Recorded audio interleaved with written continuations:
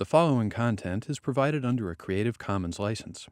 Your support will help MIT OpenCourseWare continue to offer high-quality educational resources for free.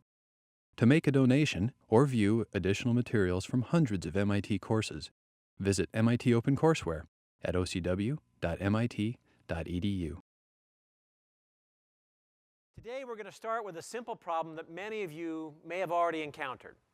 For example, when you got a student loan, or if your family took a loan out on your house, a home mortgage loan. And it's the problem of pricing an annuity. An annuity is a financial instrument that pays a fixed amount of money every year for some number of years. And it has a value associated with it. For example, with the student loan, the value is the amount of money they gave you to pay MIT. Then later in life, every year or every month, you're going to send them a check. All right, and you want to sort of equate those two things to find out, are you getting enough money for the money you're going to pay back monthly sometime in the future? So let's define this. And there's a lot of variations on annuities. But we'll start with one that's called an N-year $M payment annuity.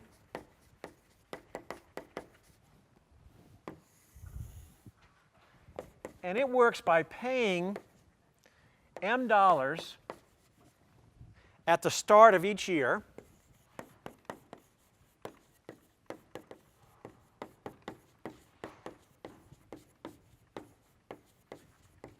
And it lasts for N years. Now, usually N is finite, but not always. And in a few minutes, we'll talk about the case when it's infinite. But this includes, home mortgages where you pay every month for 30 years. Megabucks, the lottery. They don't actually give you the $1 million. They give you $50,000 per year for 20 years and call it $1 million.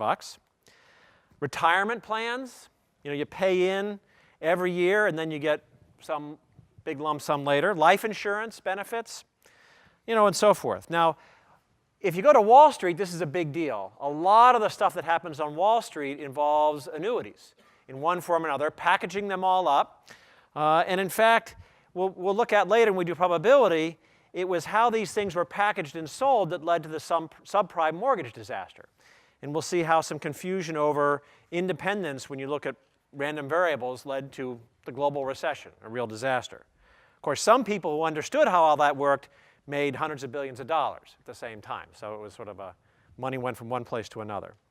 So it's pretty important to understand how much this is worth. What is this instrument, a piece of paper that says it'll pay you M dollars at the beginning of each year for N years, what is that worth today?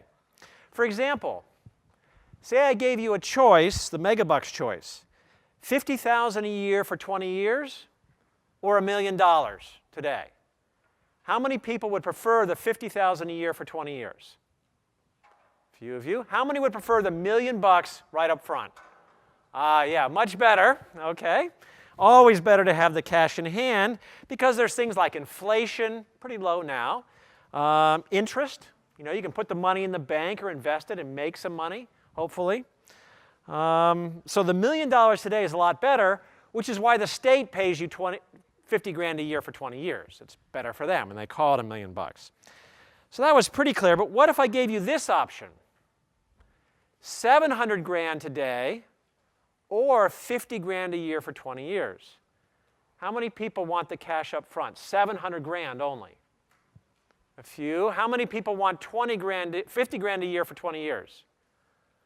All right, we're almost, that's pretty close to halfway. How about $500,000 today versus $50,000 a year for 20 years? How many want $500,000 today? Well, a lot of people like the cash. It's this kind of a time. You have the recession. It's a disaster on Wall Street. On Wall Street, they like the cash. How many want, instead of $500,000 up front, $50,000 a year for 20 years? All right, now we're about halfway. All right, well, that's pretty good. So we're going to find out what you should pay, or at least one way of estimating that. Now, to do that, we got to figure out what $1 today is worth in a year. Okay? And to do that, we make an assumption. And the assumption is that there's a fixed, we'll call it an interest rate. It's sort of the devaluation of the money per year. And we're going to call it P. Later we'll plug in values for P. But you could think of it as like 6%, 1%. You know, it's the money, if you put money in a bank, they'll give you some percent back every year. And of course, the fact that different people have different ideas of what this would be allows people to make money on Wall Street. As we'll see, a slight difference in P can make big differences in what the annuity is worth. So for example, $1 today is going to equal 1 plus P dollars in 1 year. Similarly, $1 today, how much is that going to be worth in 2 years? Say that P stays fixed, same over all time.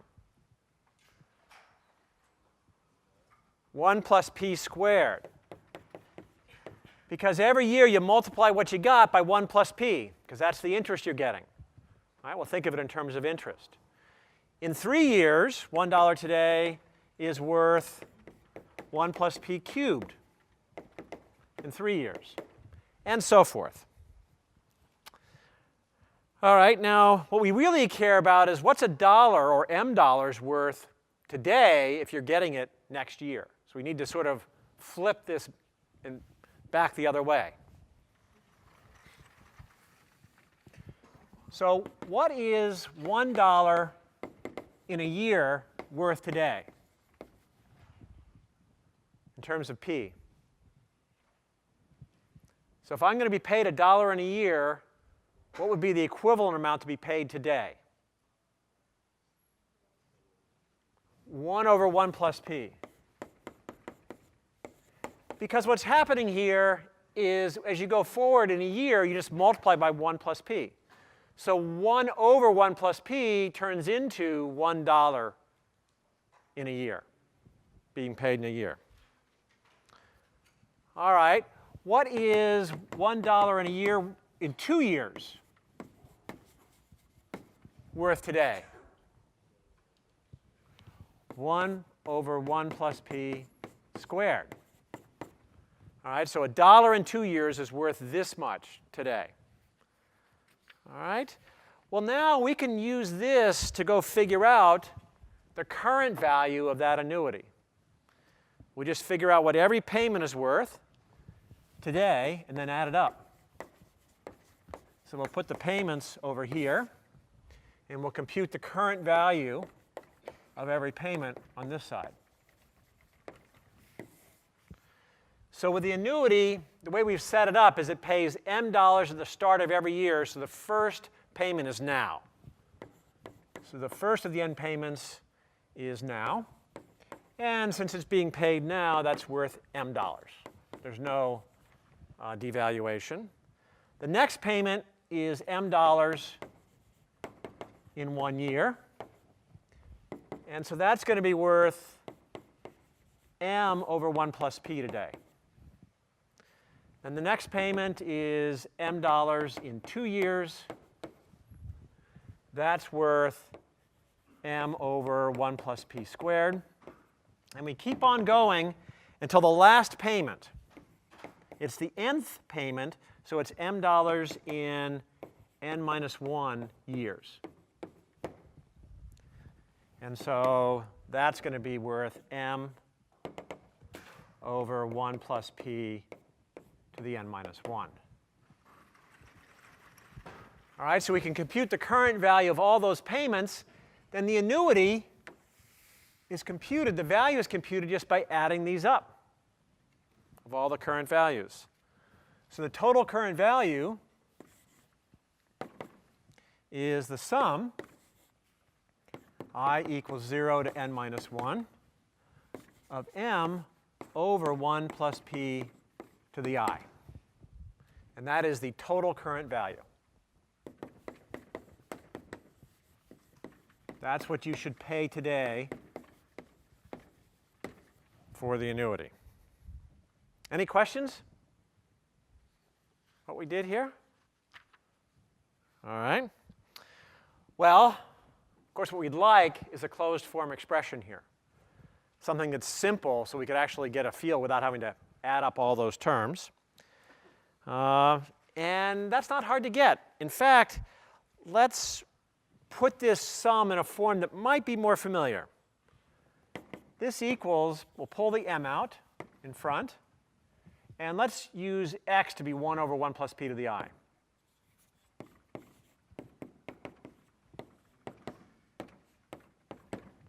And so x equals 1 over 1 plus p. All right? And I wrote it this way because this might be familiar. Does everybody remember that from, I think it was the second recitation? Anybody remember the formula, what this evaluates to? The sum of x to the I, where I goes from 0 to n minus 1? Remember that? 1 minus x to the n over 1 minus x. All right, in the second recitation, I think, we proved that this equals that. What was the proof technique we used? Induction. OK? All right. So, all right. So, in fact, there's a theorem here. For all n bigger than or equal to 1 and x not equal to 1, we proved the sum from I equals 0 to n minus 1, x to the I equals 1 minus x to the n over 1 minus x. Okay, and so this is a nice closed form. No sum anymore, just that, which is nice. Now, induction proved it was the right answer. Once you knew it, we gave it to you. Using induction to prove that theorem wasn't hard. What we're going to look at doing this week and next week is figuring out how to figure out this was the answer in the first place.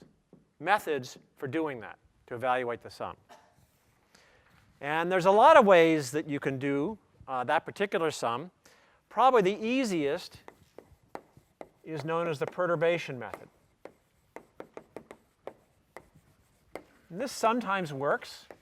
Certainly with sums like that, it often works. And the idea is as follows. We're trying to compute the sum s, which is 1 plus x squared plus x to the n minus 1. And what we're going to do is perturb it a little bit and then subtract to get big cancellation. In this case, it's pretty simple. We multiply the sum by x to get x plus x squared plus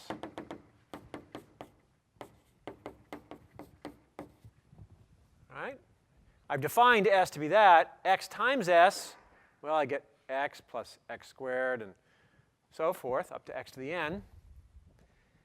And now I can subtract one from the other, and almost everything cancels. So I get 1 minus x times s equals 1. These cancel, cancel, cancel, minus x to the n. And therefore, s equals 1 minus x to the n over 1 minus x.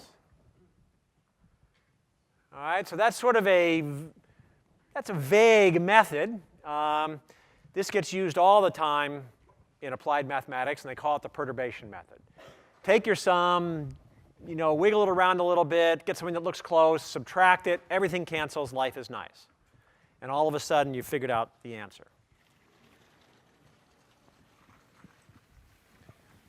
OK, so getting back to our annuity problem, we can plug that formula back in here. So the value of the annuity is m times 1 minus x to the n over 1 minus x. We'll plug in x equals 1 over 1 plus p. And we get m 1 minus 1 over 1 plus p to the n over 1 minus 1 over 1 plus p. Just plugging in. And now to simplify this, I'll multiply the top and bottom by 1 plus p. And I'll get 1 plus p minus 1 on the bottom just gives me a p on the bottom. I have a 1 plus p on the top minus 1 over 1 plus p to the n minus 1 all over p. All right, so now we have a formula, closed form expression formula for the value of the annuity. All we've got to plug in is m, the payment every year, and the number of years, and then p, the interest rate. And so, for example, if we made m be $50,000, as in the lottery, we made n be 20 years, and say we took 6% interest, which is actually very good these days, and I plug those in here, the value is going to be $607,906. All right, so those of you that preferred 700 grand, if you assume 6% interest, you're right. Those of you who preferred 500 grand, no, you're better off waiting and getting your 50 grand a year. Now, of course, if the interest rate is lower, well, that changes things. All right, that shifts it even more. The annuity is worth even more if the interest rate is lower, all right, if p is smaller. In fact, say p was 0. Say the interest rate is 0, so $1 today equals $1 tomorrow. Then what is the lottery worth? $1 million. All right, and the bigger p gets, the less your payment is worth. All right, any questions about that? Okay, what if you were paid $50,000 a year forever? You live forever, or it goes to your estate and your heirs, $50,000 a year forever, or $1 million today. How many people want the $1 million today? How many want 50 grand a year forever? Sounds good. You know, 50, that's an infinite amount of money, sort of. It's not as good as it sounds. Let's see why. So this is a case where n equals infinity. And so I'll claim that if n equals infinity, then the value of this annuity is just m times 1 plus p over p. Let's see why that's the case. You know, it sounds hard to evaluate because it's an infinite number of payments. But what happens here when n goes to infinity? What happens to this thing? That goes to 0 as n goes to infinity, as long as p is bigger than 0. So we're going to assume 6% interest. So that goes away, so the annuity is worth just that, m times 1 plus p over p, because the limit as n goes to infinity of 1 over 1 plus p to the n minus 1, that's going to 0. So the value for m is $50,000, and at 6%, v is only $883,000.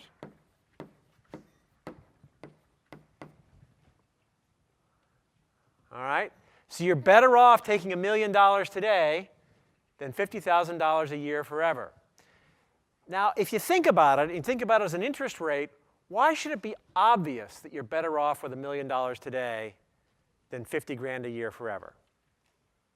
Think about what you could do with that $1 million if you had it today at 6% interest. What would you do with it to make more money than 50 grand a year forever? Yeah?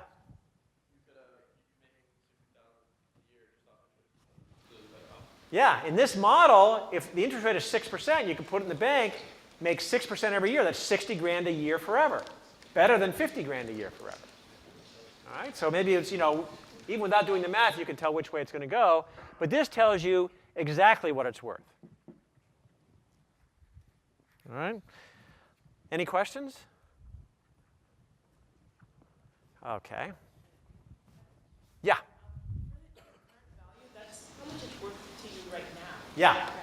So it might be like if you have $1 in the future. Yeah. Where as right now it's like M over 1 plus P. So Yeah. it's worth less to you. Yet later on it's going to be worth more to you. So if you move yourself forward in time, $1 in a year will be worth $1 to you.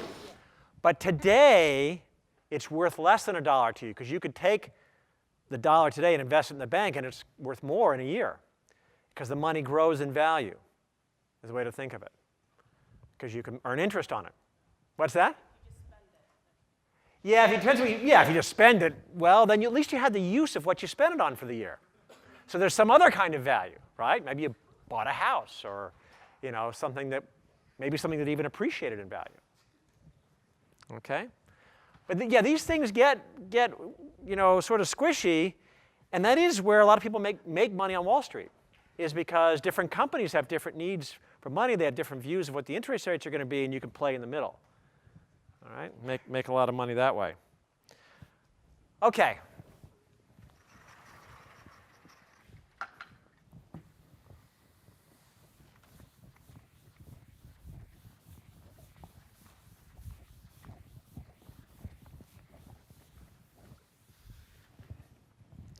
All right, so more generally, there's a corollary to the theorem, and that is that if the absolute value of x is less than 1, then the sum I equals 0 to infinity x to the I is just 1 over 1 minus x.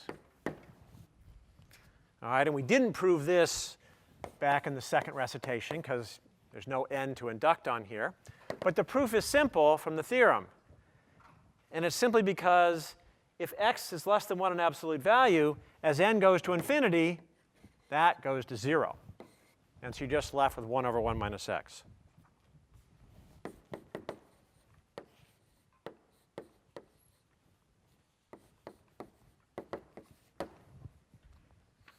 Okay. So for example, what's this sum? This one you all know, I'm sure. Out to infinity, what's that sum to? To 2, yeah. It's 1 over 1 minus a half, which is 2. What about this sum?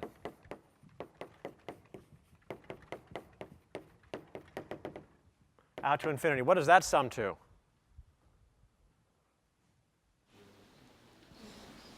Yeah, 3 halves. 1 over 1 minus a third is 3 halves. All right, so easy corollaries. These are all examples of geometric series. That's what a definition of a geometric series is. Something is going down by a fixed, each term goes down by the same fixed amount every time. And geometric series generally sum to something that is very close to the largest term. In this case, it's 1. Very common. Because of that formula, it's 1 over 1 minus x.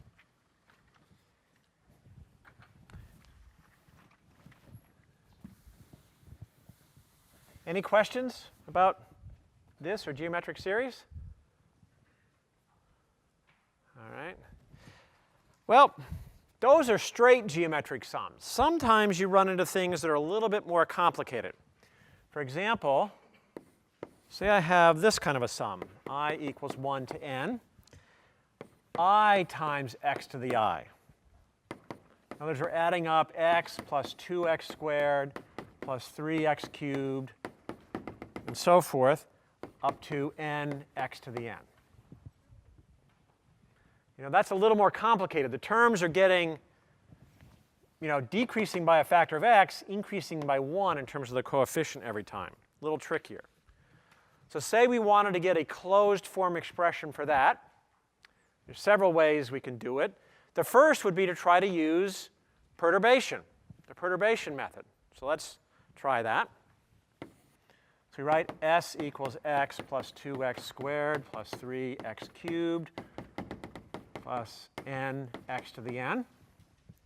And let's try the same perturbation. Multiply by x.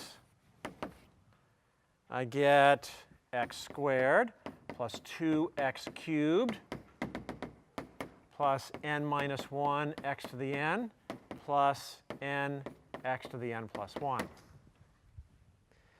And then I subtract to try to get all the cancellation. So when I do that, I get 1 minus x times s. Oh, I didn't quite cancel everything. X plus x squared plus x cubed plus x to the n plus n, or minus n x to the n plus 1. It didn't quite work. Anybody see a way that I can fix this up?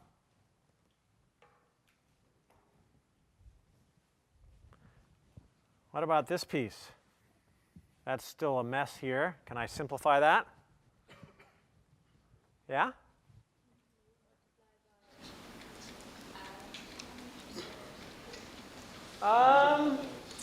Yeah.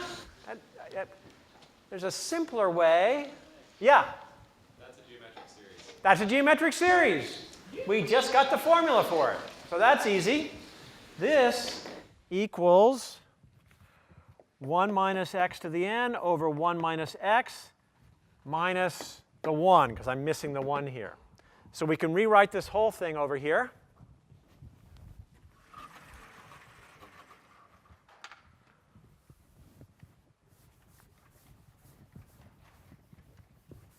Oops, yikes, got attacked.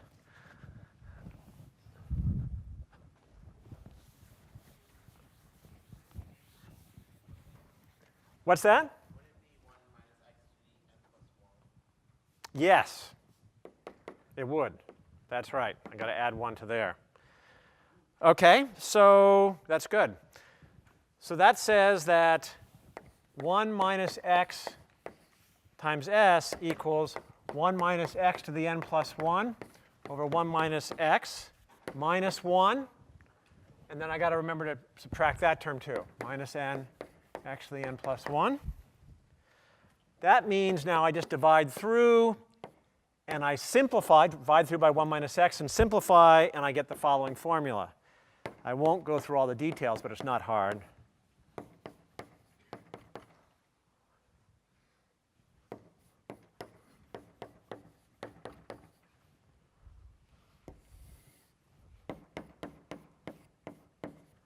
Let's see if I got that right.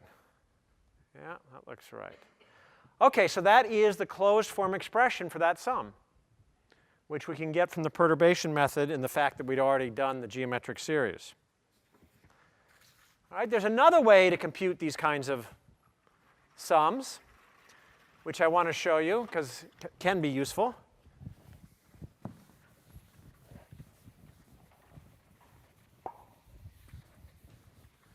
So we're going to do the same sum and derive the formula a different way. This method is called the derivative method.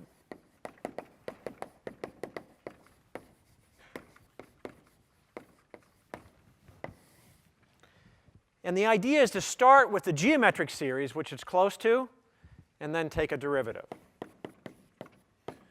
So for x not equal to 1, we already know from the theorem that I equals 0 to n x to the I equals 1 minus x to the n plus 1 over 1 minus x. That was the theorem. We already know that. Now I can take the derivative of both sides. And let's see what we get by taking the derivative. Well, here I get the sum. The derivative of x to the I is just I times x to the I minus 1. The derivative over here is a little messier. I got to have, well, I take 1 minus x times the derivative of that. Derivative of this is now minus n plus 1 x to the n. Then I take this times the derivative of that is now minus 1 minus x to the n plus 1. And then I divide by that squared. Now when we compute all that out, we get this. 1 minus n plus 1 x to the n plus n x to the n plus 1 over 1 minus x squared. All right, I won't drag you through the algebra, but it's not hard to go from there to there. This is pretty close to what we wanted. We're trying to figure out this. And we almost got there. What do I do to finish it up? Multiply by x. Good. So if I take this and multiply by x, I equals 0 to n, I x to the I equals x minus n plus 1, x to the n plus 1, plus n x to the n plus 2, all over 1 minus x squared. Okay? Which should be the same form that we had up there. All right, so that's called the derivative method. You can start manipulating. You treat these things as polynomials, these sums, and you start manipulating them like you would polynomials. In fact, there's a whole branch of mathematics called generating functions that we won't have time to do in this class. That's in chapter 12 of the text. But you do things like that to get sums.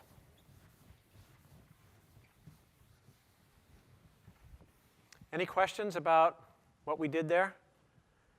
You can also do a version where you take integrals of this if you want. And then you get the i's in the denominator instead of as coefficients. For homework, I think we've given you the sum of I squared x to the I. How do you think you're going to do that? Any thoughts about how you're going to solve that? Get the sum, a closed form for the sum of I squared x to the I? Do the derivative method twice. Yeah, do it twice. Take this, which now you know. Take the derivative again. All right, won't be too hard. All right. You can also take the version of this where n goes to infinity. Let's do that.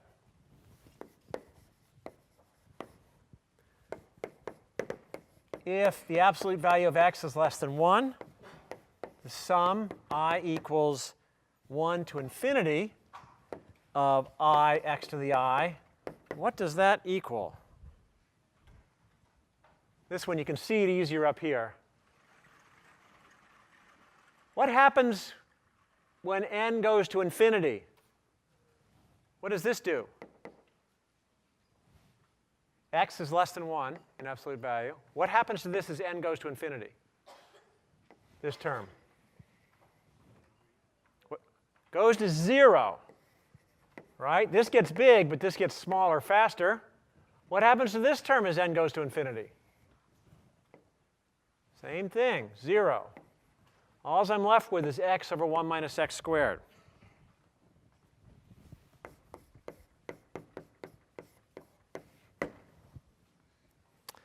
All right, now this formula is useful if you're trying to say get the value of a company. And the company is growing. Every year, the company grows its bottom line by m dollars. So the first year, the company generates m dollars. The next year, it generates 2m dollars in profit. The next year is 3m dollars. So you got an entity that every year is growing by a fixed amount. It's not doubling every year, but every year adds in m dollars more of profit.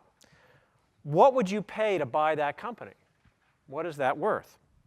All right, so you can think of this as, again, an annuity.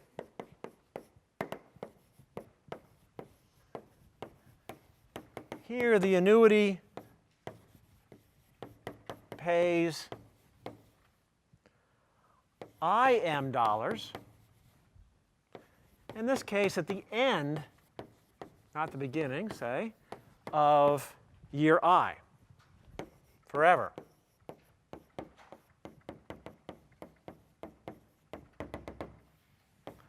This company is, or this annuity is worth, well, we just plug into the formula. Instead of $1 each year, it's m, so there's an m out front. X is 1 over 1 plus p. And then we have 1 minus 1 over 1 plus p squared. And if we multiply the top and bottom by 1 plus p squared, we get m 1 plus p over p squared. All right, so it's possible with a very simple formula to figure out how much you should spend to buy this company, what its value is today. So for example, say the company was adding $50,000 a year in profit. The interest rate was 6%. The value of this company is $14 million, $14.7 million.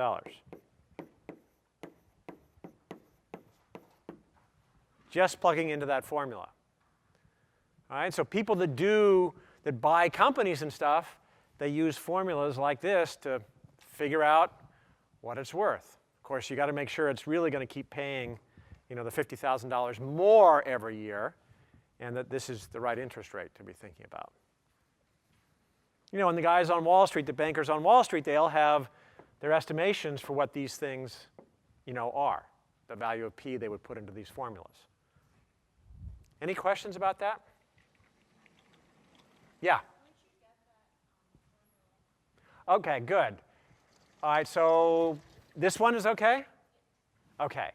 I plugged x equals 1 over 1 plus p, like we did before, remember, for the annuity, because every year you're degrading it, devaluing it by 1 over 1 plus p. So that's the x term. And it's paying, in the ith year, it's paying IM dollars. All right? So the first year it pays M dollars. The next year 2M. The next year 3M. The next year 4M. But every year you're knocking it down by 1 plus 1 over P to the number of years. So what you get, the sum you've really got here, is I equals 1 to infinity. IM dollars are paid, but those dollars are worth 1 over 1 plus p to the I today, the current value. That's a good question. I should have said that. That's a great question. All right? So that's how we connected this up, because you're getting paid this much in I years, and that's worth that much degradation or that much devaluation today. And now we add up the total current value. All right, so even a company that is paying you more and more every year still has a finite value, because the extra, the payments are increasing, but only linearly. The value today is decreasing geometrically. And the geometric decrease wipes out the value of the company in the future. Yeah?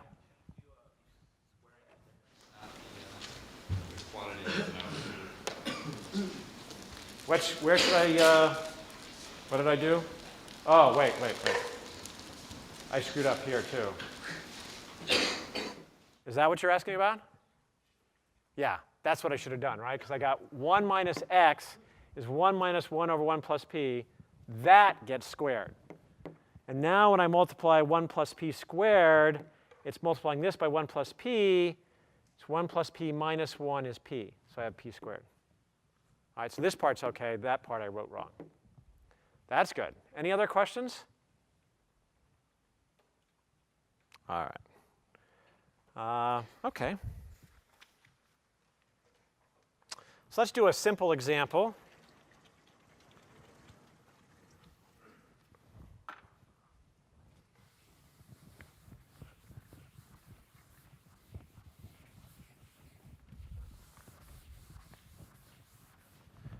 What is this sum?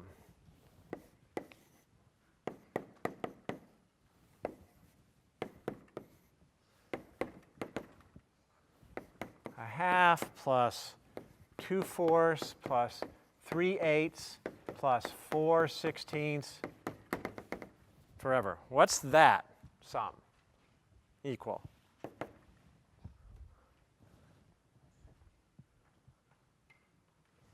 You can plug that in the formula. Yep. That's right. Good. These details. Yeah, otherwise that sum would be what? If I didn't put the negative here, it's going to be infinity. That's not so interesting. The negative makes it more interesting, so I got 1 over 2 to the I in there. What's it worth then? I can plug it in the formula. What's x? 1/2. So I get 1/2 over 1 minus 1/2 squared is 1/2 over 1/4, and that's 2. Okay. All right. Any questions on that formula? Okay. It's amazing how useful these things get to be later. All right, so that's sort of the geometric kinds of things. Next, I want to talk about more the arithmetic kinds of sums and what you do there. In fact, we've already seen one that we've done. If I sum I equals 1 to n of I think we've already done this one. That's just n times n plus 1 over 2. And probably most of you even learned that formula back in middle school, I'm guessing, maybe before. How many people know the answer for this sum?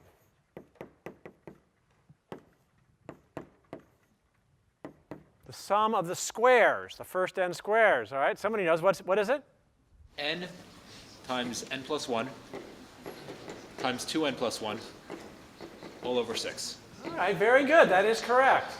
All right, most people don't remember that one. It's a little harder to derive. How would you prove this? By induction. Unfortunately, induction doesn't tell you how to remember what the formula was. And there's a couple of ways you can go about that. One is you could remember or guess that the answer is a polynomial in n. In fact, because you're summing squares, you might guess that it's a cubic polynomial in n. And if you remember just that or guess just that, then you could actually plug in values and get the answer. And this is, a common method of solving these sums is you sort of guess the form of the solution. In this case, you might guess that for all n, the sum I equals 1 to n of I squared equals a cubic.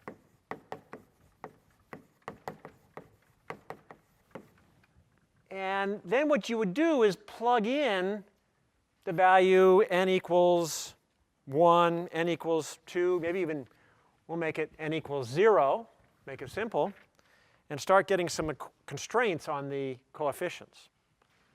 So you would plug in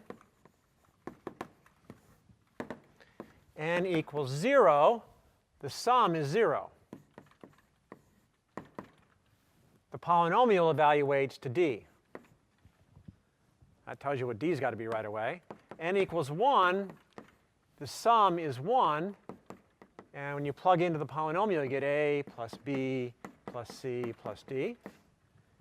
N equals 2.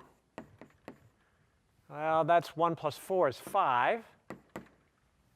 2 cubed is 8, so you'd have 8a plus 4b plus 2c plus d. And you'll need one more since you got 4 variables.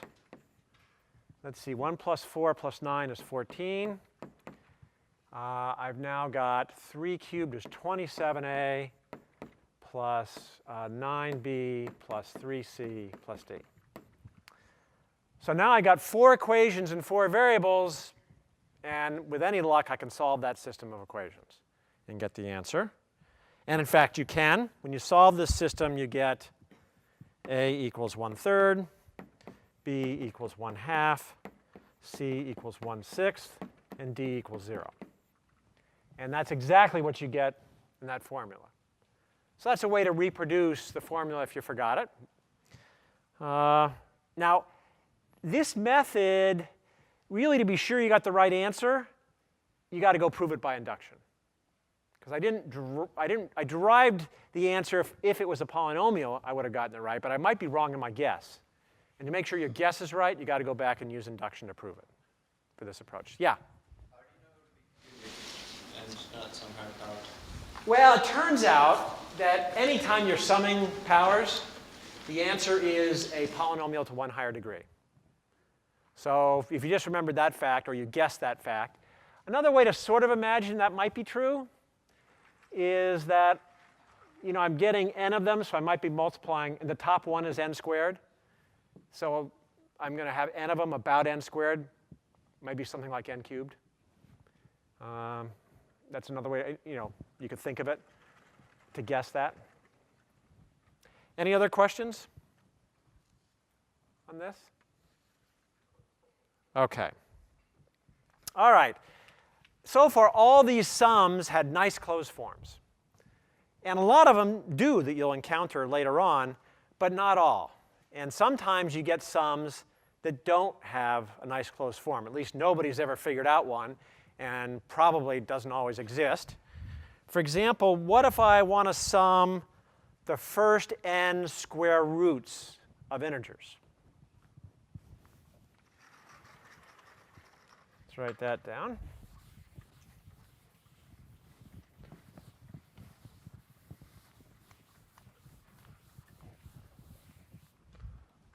So say I want a closed form for this guy.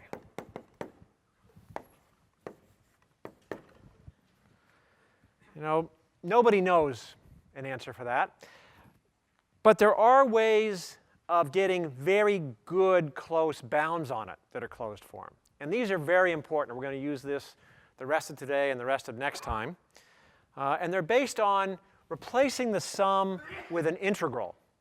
And the integral is very close to the right answer, and then we can see what the error terms are. So let's first look at the case when we've got a sum where the terms are increasing as I grows. All right, and we'll call these integration bounds.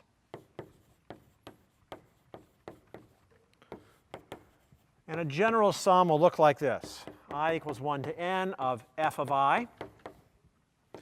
And the first case is when f is a positive increasing function.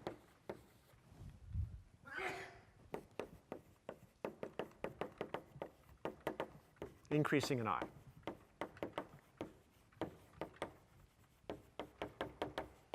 All right, integration bounds, and so we're increasing function. All right, so let me draw a picture that'll hopefully make the bounds we're going to get pretty easy.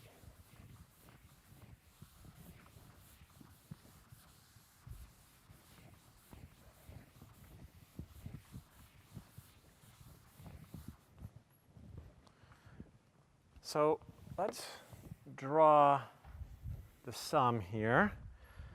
As follows. I got 0, 1, 2, 3, n minus 2, n minus 1, n.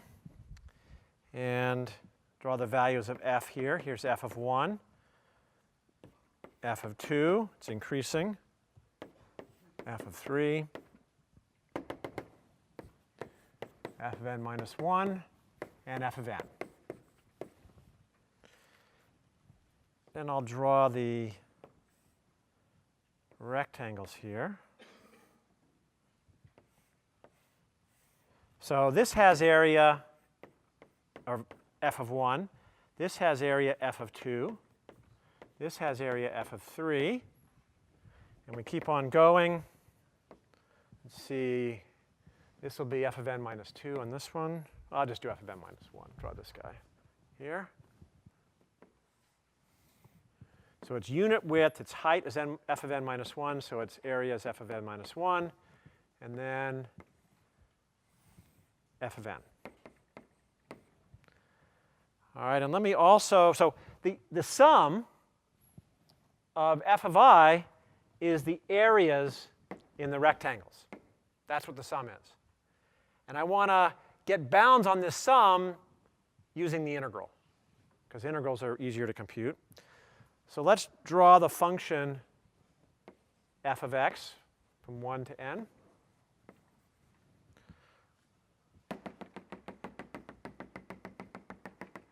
All right, so this is f of x as a function.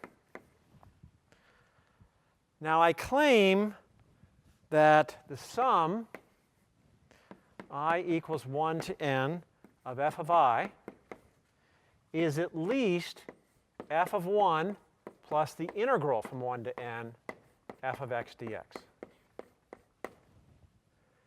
Now the integral from 1 to n of f of x is this stuff, the stuff under the curve. All right, comes down here, starts at 1, and it's the stuff under the curve.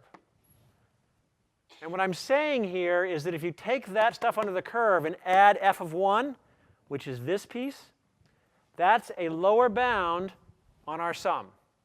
The sum's bigger than that. All right, so what I'm saying is the area in the rectangles is at least as big as the area in the first rectangle plus the area under the curve. Does everybody see why that is? All right, I'm saying the sum is the area in the rectangles. All right, that's pretty clear. And that is at least as big as the first rectangle, f of 1, plus the stuff under the curve, which is the integral. And I've chopped off these guys. That's extra. OK? Is that all right? It's a lower bound? Any questions on the lower bound? This is a picture proof, all right, which we always tell you not to do, but we're going to do one here. And of course, it totally hides what why did I need f is increasing, but we'll see that in a minute. The proof would not work unless it is increasing here. All right. Any questions? Because now I'm going to do the other bound, the other side. All right, I also claim, this will be a little trickier to see, that the sum is at most f of n plus the integral from 1 to n. All right, so this is the lower bound, add in f of 1. The upper bound, just add in f of n. So let's see why that's true. Now, to see that, I'm not going to be able to draw it. I want you to imagine taking this curve and the area under it down to here and sliding it left 1 unit. All right, sliding it left to here, sliding it left 1 unit over to here. Now, when I slide it left 1 unit, did the area under it change? No, it's the same area under it. Just where it sits on the picture is now out here. All right, it's this area under this guy, but it's the same thing. It's the same integral. And you can see that it's more than what's in these rectangles, because I got all this stuff. And of course, I didn't even include this, so now I add the fn. So if I take the area under the curve, which is the integral, shifted left 1, so it only goes up to here now, and then add in this rectangle, that dominates the area in the rectangles. Bigger than. All right, you see that? I could do a lot of equations on the board, but for sure that would be hopeless to follow. Any questions about this? Yeah? So I guess I understand the lower bounds because we're cutting off the triangles. Yeah. But is it a lot of hand waving, or am I just missing something that it's always going to be the f of n is what we... Yeah, there's a little hand waving going on, but I do believe it's true. We can, with equations, you can make it precise. So let's look at it again. Do this one more time. Yeah, I'm waving hands a little bit, but it also, hopefully the intuition comes across. Because when I shift left by 1, this point becomes this point. That point becomes that point. And I'm catching the sort of the cusp of these rectangles. And now I take this curve here, shifting the whole curve left 1 unit. And the area doesn't change. It would be equivalent of taking the integral from 0 to n minus 1, is what I'm doing, of f of x plus 1. All right, there's another way to look at it mathematically, maybe probably the formal way to do it. But the idea is that this now contains all these first n minus 1 rectangles are contained underneath it. And then I just add this in, and I'm good to go. I've contained all the rectangles now for the upper bound. All right, mathematically what this curve is 0 to n minus 1, fx plus 1, which is the same thing as what that is. Okay? Any questions for that? All right, but now I have good bounds on the sum. Right? We know that the sum is at least this and at most that. And those two bounds only differ by a single term in the sum. So they're very close. All right, and these actually are good formulas to write down for your crib sheet. That is worth doing on the test. And we'll use them more today, and we'll also use them on Thursday.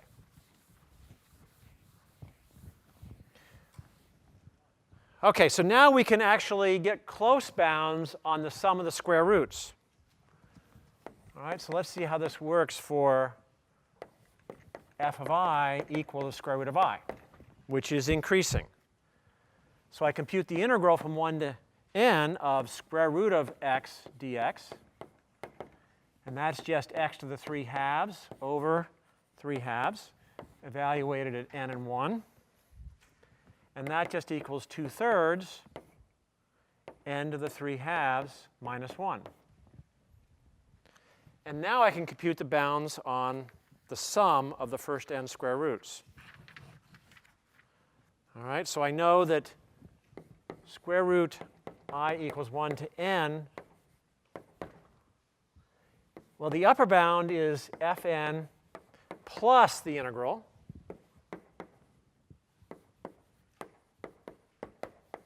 And the lower bound is f of 1 plus the integral.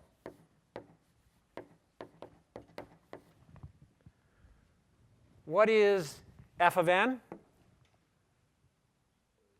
That's the square root of n.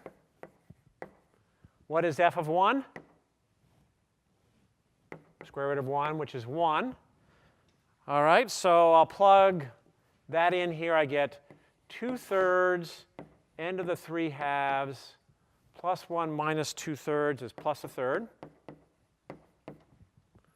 And here I get 2/3 n to the 3 halves plus the square root of n minus 2/3. All right, so now I have pretty good bounds on the sum of the first n square roots using this method. So for example, take n equals 100.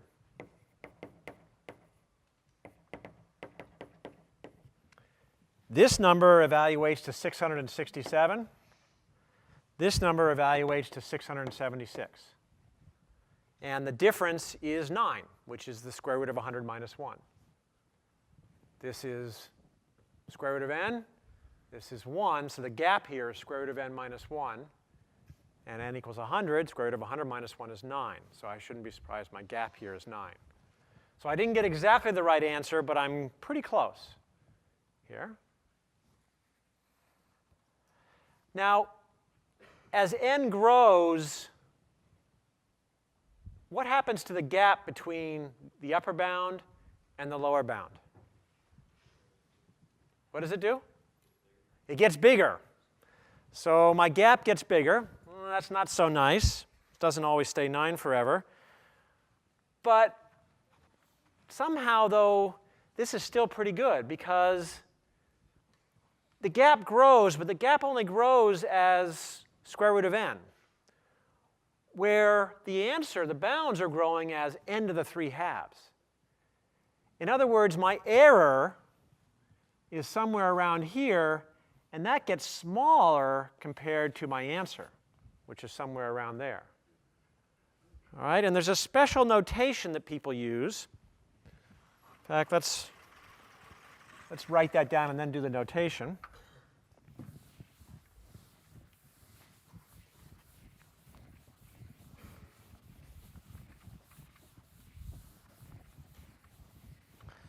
Another way of writing this is that the sum I equals 1 to n of square root of I.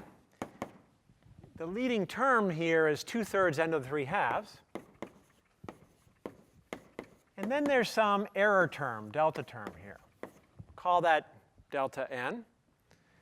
And we know that the error term is at least a third, and at most square root of n minus 2/3. All right? So this delta term is bounded by square root of n. That's getting bigger as n gets big, but this value compared to your answer is getting small. That's nice. And so the way that gets represented is as follows. We would say it's using the tilde notation. We write tilde 2/3 times n to the 3/2. And now we've gotten rid of the delta because this tilde is telling us that everything else out here gets small compared to this as n gets big. And the formal definition, let's write out the formal definition for it.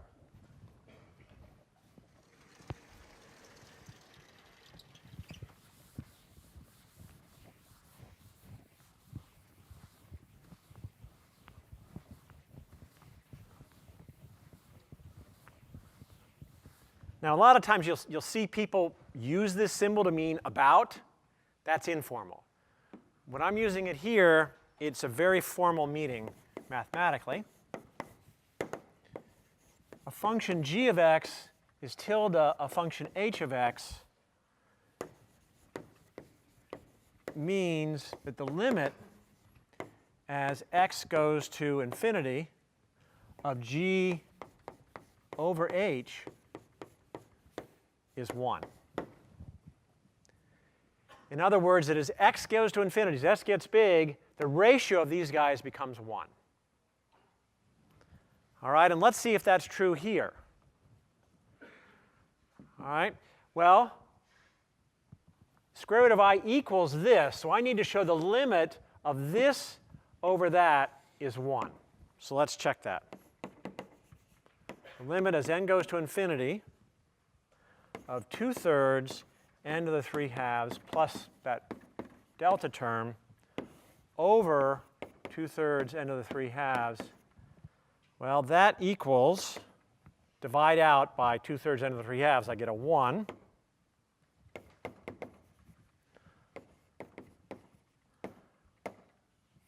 Should I have subtracted? No, that's OK. 1 plus delta n over 2/3 n to the 3/2. I can pull the 1 out front. That's 1 plus the limit. And this is now, delta n is at most square root of n. So I get square root of n over 2/3 n to the 3/2.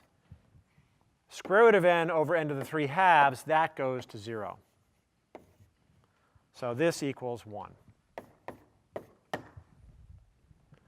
All right, so this limit is 1, and so therefore I can say that the sum of the first n square roots is tilde 2/3 n to the 3/2.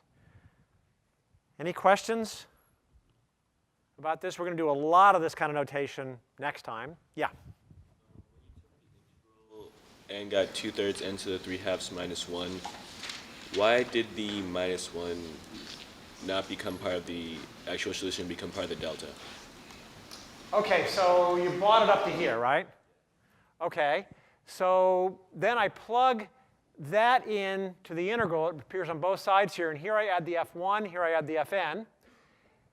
And now I have the lower bound here and the upper bound here. Are you good with those? All right, now some judgment takes place. And what I'm really trying to do here is figure out what are the important terms in these bounds as n gets big. How big is this growing as n gets big? Well, as n gets big, the third is not doing much. As n gets big, the square root of n grows, but it's nothing like what's happening here. If you had to describe to somebody what's going on in this bound, would you start here or here? No, you'd start here. This is the action. And there's a little bit, the rest is just in the slop, in the air. And so now I've used judgment to say the delta is somewhere in this stuff here. All right, what's really happening, and the nice thing is they match. The lower bound and the upper bound match on that term. So what I do is I write it equals this term plus something that's smaller. And in particular, it's between 1/3 and square root of n minus 2/3. All right? So what I'm trying to capture here is just the guts of what's happening to this function as n grows. And the guts of it is this. It's not exactly equal to 2/3 times n to the 3/2, but it's close. And in fact, if I take the limit of this over that, that limit goes to 1. It's a way of saying they're approximately the same, or that's called asymptotically the same. And we'll talk a lot more about asymptotic notation next time, where we'll give you 5 more symbols besides tilde that people use. But, all right, any questions about, maybe start with the bounds. Any question on the bounds that we got? That's the integration method, first getting the bounds. You take the integral, you add f of 1 for the lower bound, you add f of n for the upper bound. And it's in between, somewhere in there. Questions there? All right, then we plugged it in, and now we look at this tilde notation that says, well, first we write it like this. The sum is this value plus an error term, and lo and behold, that error term is small. If I take the limit of the whole thing divided by the big term, I get 1, which means this thing is really not important. So I write this. Questions on that? All right. All right, there's one more case to consider. And now we're going to go back to the integration bounds, and that is when f is a decreasing function. And we're going to do the analysis for that, and then we'll be all done. So we're going to look at integration bounds when f is decreasing and positive still.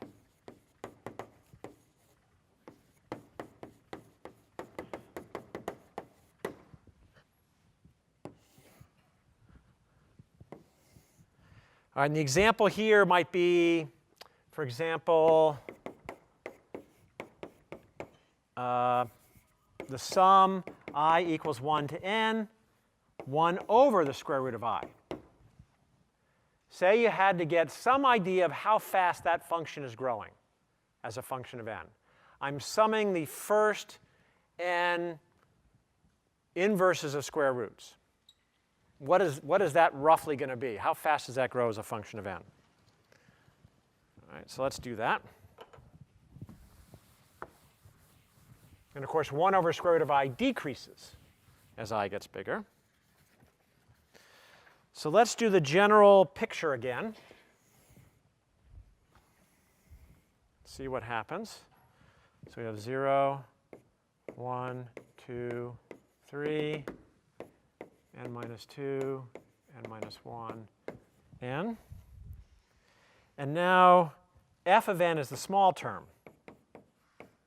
And f of n minus 1, f of 3 here, f of 1. Now I'm going to draw the rectangle. This has area f of 1. This one has area f of 2. This one has area f of 3. And then this one has area f of n minus 1 here. And then lastly, area f of n. So the sum is the area in the rectangles, just like before, except now the rectangles are getting smaller. Let's draw the integral like we did before. The integral is the area under this curve, f of x here, just like before. So this is f of x, only it's decreasing. Now, let's take the area under this curve and add f of 1 to it. If I take the area under this curve all the way down to here and then add f of 1, what do I get? upper bound on my sum. Okay, so the sum I equals 1 to n, f of I, is upper bounded by that guy, which is f of 1, plus my integral, which is the area under the curve. The integral is the area under that curve, starting here. And that contains all these rectangles. And then I just add in f of 1 to get an upper bound. All right. Now for the lower bound, think about shifting the whole curve left by 1. That goes to there. This goes to here. That goes to here. That goes to there. And that goes to there. The area under the curve did not change when I shifted it left by 1. This is now my area under the curve. Stops here. What do I get when I take that area and add in this last box, f of n? A lower bound, right? Because it's contained in all the rectangles.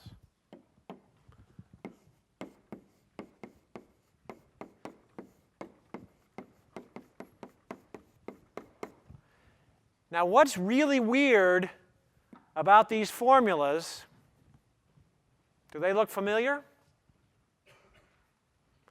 Yeah. Yeah? I switched them. Yeah, they're the same formulas we had over here, except we switched the direction on the less than and greater than signs. Or I swapped f of 1 and f of n, however you want to think about it. The lower bound here, in that case, became the upper bound in this case. I mean, is that possible that the lower bound became the upper bound? Yeah, because what really happened here, which is the big term in this case, fn or f1? f1 is the big term because it's decreasing. So it's totally symmetric. All right? The proof was very similar. So the nice thing is you only got to remember the bounds are now simple. For any sum, as long as it's increasing or decreasing, it's the same as the integral. The lower bound is the smaller of the first and last term, and the upper bound is the larger of the first and last term. Very easy to remember. Probably don't even need the crib sheet for it, although to be safe, I want to write that down. So now it's easy to compute good bounds on the sum of the inverse square roots.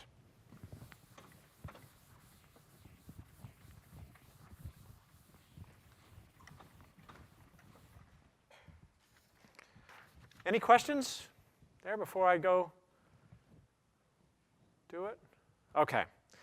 So let's take the case where we're summing 1 over square root of I.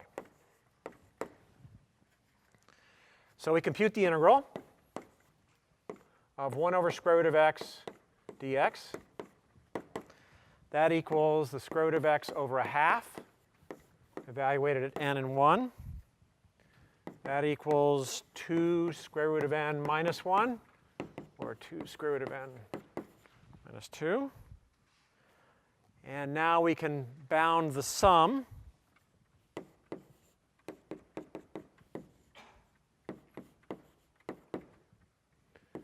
The upper bound is f of 1 plus the integral. The lower bound is f of n plus the integral. What is f of 1? 1. 1 over the square root of 1 is 1. What is f of n? 1 over the square root of n, small. All right, so these bounds are pretty close here, right? In fact, this gets really tiny as n gets big, so I'm just going to replace this with 2 square root of n minus 2 and make it a strict lower bound. And this, cancel there, I get 2 square root of n minus 1. Wow, these bounds are great. They're within 1 for all n. That's really good. OK, so we can rewrite this in terms of the what really matters. What really matters in these bounds? How fast is this function growing? 2 root n. 2 root n. That's what really matters. So let's write that down.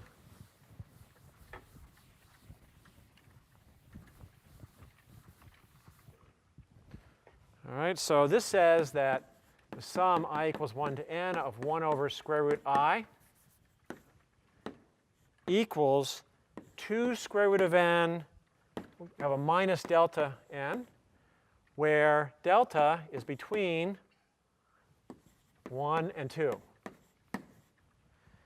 And so if I use the tilde notation, what would I write down here for the tilde? Past the tilde.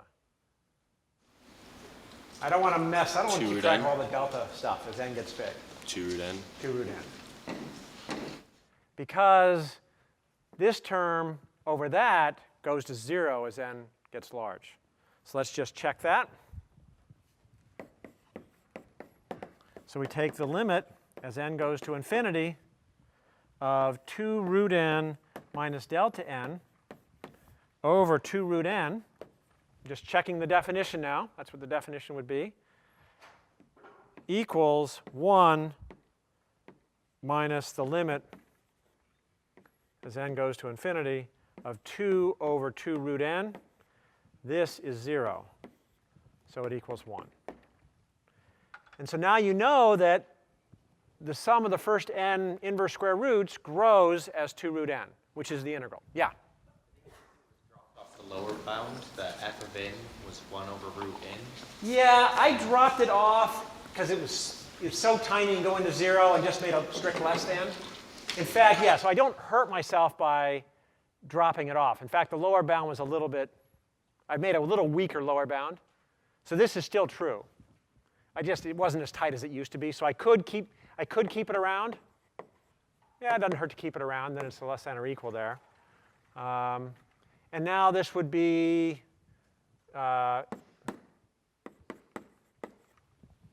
something like that. So I could keep it around, but I'm going to get rid of it anyway because I'm going to go to the tilde notation. And this, as n gets big, this is really tiny. So in this case, the bounds are great. You can nail it pretty much right on. Yeah? Is the 1 over root n still there? The number is bigger than it would normally be. So when you take it out, it becomes smaller. So how could you go to a less than and like avoid the less than or equal to? Well, you're saying you don't like the fact I dropped it here? Yeah, like when you drop it, why do you go to a less than instead of less than or equal? Oh, because I've got a bigger bound that I made less when I dropped it. I took something away, so I know I could never equal this because I know it's bigger than this. I know that the real answer has to be at least this big, and so it has to be bigger than something smaller. That's why I did it. Okay, any other questions? All right, we'll get more practice tomorrow and next time with this stuff.